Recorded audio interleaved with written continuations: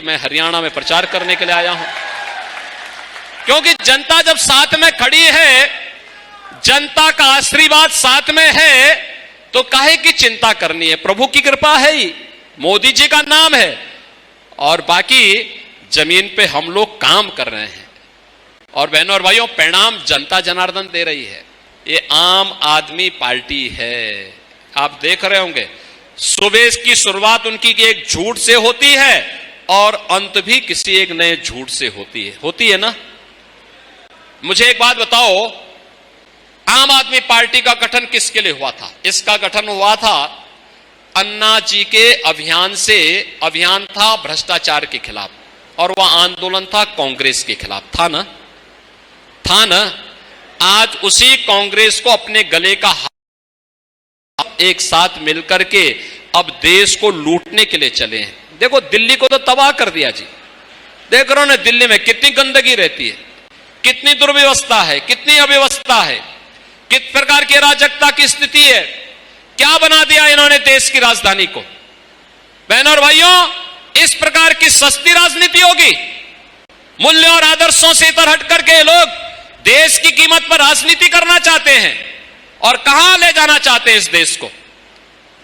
इनकी सनातन धर्म में निष्ठा नहीं। ये देश के संसाधनों को लुटवा करके किस तरीके की अराजकता पैदा करना चाहते हैं। पंजाब का क्या हाल कर दिया है। आज वहां सारे माफिया, सभी अपराधी, बड़े बड़े गैंगस्टर फिर से खड़े होकर गैंगवार शुरू हो गया है। मैं अभी चंडीगढ़ से आ रहा हूं, लोग क्या चिल्ला रहे हैं, कह रहे साहब हालत खराब है। हमने कहा चिंता मत करो, एक बार भाजपा को मौका दे दो और मुझे एक बार बोल दो ना, मैं इनको सबको ठीक करके एक जगह टांग करके सबको मिर्च का झोंका लगा के ठीक करवा देता हूं। आपने देखा होगा यूपी के भी माफिया को, यूपी के भी बड़े बड़े माफिया को ये लोग ला करके पंजाब में ठहराए थे। मैं सुप्रीम कोर्ट तक लड़ा और सुप्रीम कोर्ट से लड़ करके उसको वापस ले गया, और अभी वह भी राम नाम सत्य हो गया। बहनों और भाइयों, मैं केवल आपसे एक बात कहने के लिए आया हूं, लेकिन बहनों और भाइयों, इंडी गठबंधन के लिए चुनाव सत्ता प्राप्त का एक माध्यम है। और सत्ता प्राप्त किसके लिए? इनकी सत्ता प्राप्ति किसके लिए है? मुझे बोलने में कोई संकोच नहीं। बहनों और भाइयों, ये इंडी गठबंधन से जुड़े हुए जितने भी घटक हैं, इन सबके कारनामों को आप जानते हैं। कोई भी हो, चाहे वह यहां पर आम आदमी पार्टी हो, पंजाब में तो ये आपस में ही लड़ रहे हैं, या फिर यूपी में समाजवादी पार्टी हो, बिहार में आरजेडी हो, या इनके महाराष्ट्र के पार्टनर हो, या इनके साउथ के पार्टनर हैं, इन सब के कारनामों को अगर आप देखेंगे, किसी की निष्ठा भारत के प्रति नहीं है। कोई भारत के बारे में नहीं सोचता है, 140 करोड़ भारतीयों के बारे में नहीं सोचता है। ये केवल आपस में लड़ाओ, फूट डालो, राज करो की नीति पे विश्वास करते हैं। इनके द्वारा अपने मैनिफेस्टो में जो बातें इन्होंने लिखी हैं, अगर आप उनको पढ़ेंगे, एक बात जो इन्होंने लिखी है, और श्री राहुल गांधी भी कहते हैं कि अगर कांग्रेस सरकार में आई, एक झटके में हम गरीबी हटा देंगे। तो एक पत्रकार ने पूछा कैसे हटाएंगे झटके में? तो कहां हटा देंगे। यानी दादी जो नारा देती थी, पोता भी 54 वर्ष के बाद वही नारा दे रहा। 1970 में श्रीमती इंदिरा गांधी जी ने कहा था, गरीबी हटाओ का नारा दिया था, पोता भी कहता है। फिर उससे पूछा गया नहीं बताओ, तो उन्होंने कहा कि हम संपत्ति का सर्वे करवाएंगे और फिर उस पर एक वरासत टैक्स लगा देंगे। वरासत टैक्स आपने सेम पित्रोदा का बयान पढ़ा ही होगा कि आपके बाप दादों की, आपके ग्रैंडफादर की, आपकी फादर की जो लैंड होगी, जो प्रॉपर्टी है, चल अचल संपत्ति होगी, उसमें से आधा ये कब्जा करके और फिर उस प्रॉपर्टी को किसको दे देंगे? बांग्लादेश, पाकिस्तान और म्यांमार से आए हुए रोहिंग्या और उन मुसलमानों को ये आवंटित कर देंगे जिनका भारत से कोई लेना देना नहीं। देखो, एक तरफ ये लोग सीएए का विरोध करते हैं, सिटीजनशिप अमेंडमेंट एक्ट का विरोध करते हैं, जिसमें पाकिस्तान, अफगानिस्तान और बांग्लादेश में जो हिंदू, जो सिख, जो बौद्ध, जो जैनी, जो पारसी प्रताड़ित है, पीड़ित है, भारत में शरण लिया हुआ है, उसको नागरिकता दी जा रही है। तो कांग्रेस के लोग विरोध कर रहे हैं आदमी पार्टी विरोध कर रही है, कह रही है कि हम सत्ता में आएंगे इसको समाप्त कर देंगे, और दूसरी तरफ आपकी प्रॉपर्टी पर इनकी नजर अब जा चुकी है। यानी इनके अंदर एक आत्मा घुस गई है। आपने मुगल काल के सबसे क्रूर बादशाह औरंगजेब का नाम सुना होगा। औरंगजेब का नाम सुना है?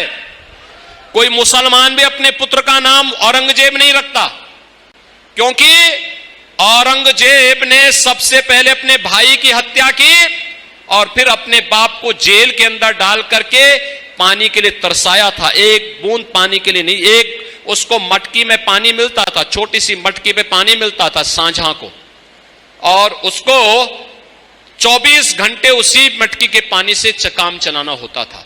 और तब शाहजहां ने कहा आप जाइए खुदा बख्त लाइब्रेरी पटना में, वहां पढ़िए शाहजहां की जीवनी के बारे में। शाहजहां ने अंतिम समय में क्या कहा था औरंगजेब को कोसा था, कहा था कि तुझसे कमबख्त, तुझसे तो अच्छा ये हिंदू है कि जीते जी अपने पूर्वजों को सम्मान देता है और मरने के बाद श्राद्ध क्रम करके तर्पण देने का काम भी करता है। और बहनों और भाइयों, इसलिए कोई मुसलमान भी अपने पुत्र का नाम औरंगजेब नहीं रखता। लेकिन मैं कह सकता हूं ये विरासत टैक्स कांग्रेस का, ये औरंगजेब का जजिया कर है, जजिया कर। और जजिया कर लगाता था, वह बोलता था या तो जजिया कर दो और नहीं तो मुसलमान बनो। बहनों और भाइयों, हमें औरंगजेब की आत्मा को स्वतंत्र भारत में जीवित नहीं होने देना है। जीवित होने देंगे क्या? क्या औरंगजेब को जीवित होने देंगे क्या? तो फिर कांग्रेस और आम आदमी पार्टी के गठबंधन को परास्त करिए। सहमत है? सहमत है? सहमत है? और इसके लिए मैं आपके पास कुरुक्षेत्र में आया हूं। ये तो धर्म भूमि है, धर्म भूमि में अनर्थ नहीं होना चाहिए। सहमत है ना? चुनाव के दिन मेरे लिए महत्वपूर्ण है यहां पर आना, क्योंकि मैं अयोध्या में प्रभु राम की पावन धरा से यहां पर आया हूं और 500 वर्षों का इंतजार हमने वहां समाप्त किया है। तो यहां से लीलाधारी भगवान श्री कृष्ण का जो उपदेश उन्होंने आज से 5000 वर्ष पहले इस भूमि पर दिया था, इस धरा पर दिया था, उनकी इस पावन धरा का संदेश लेकर के मैं मथुरा जा पाऊं और बोलूंगा कि काशी और अयोध्या की बारी पूरी भी, अब मथुरा की बारी है। दोनों का इंतजार पहले समाप्त हो चुका, अब तो मथुरा की तरफ हम इंतजार प्रयास कर रहे हैं। उधर हम जब भी बात करते थे कि आतंकवाद का मुकाबला हो, तो तब सरकारें कहती थी कि आतंकवादी तो सीमा पार के हैं। और बहनों और भाइयों, यही परिवर्तन होता है। आज कितना परिवर्तन हुआ है। अब पटाखा भी जोर से फट जाए ना, तो पाकिस्तान पहले सफाई देता कि भाई मेरा हाथ नहीं है, क्योंकि उसे मालूम है ये नया भारत है, छेड़ता नहीं है। लेकिन अगर कोई छेड़ता है तो उसको छोड़ता भी। एयर स्ट्राइक और सर्जिकल स्ट्राइक के माध्यम से भारत ने अपनी ताकत का एहसास विश्व समुदाय को कराया है कि देखो, हम शांति और सौहार्द के पक्षधर हैं।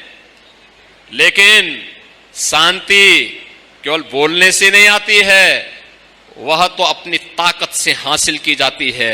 और भारत आज मोदी जी के नेतृत्व में इस शांति और सुखपूर्ण माहौल को 140 करोड़ भारतीयों को एहसास करा रहा है। इन बहनों और भाइयों, ये जितनी भी योजनाएं मोदी जी ने दी, इसमें किसी का चेहरा देखा गया क्या?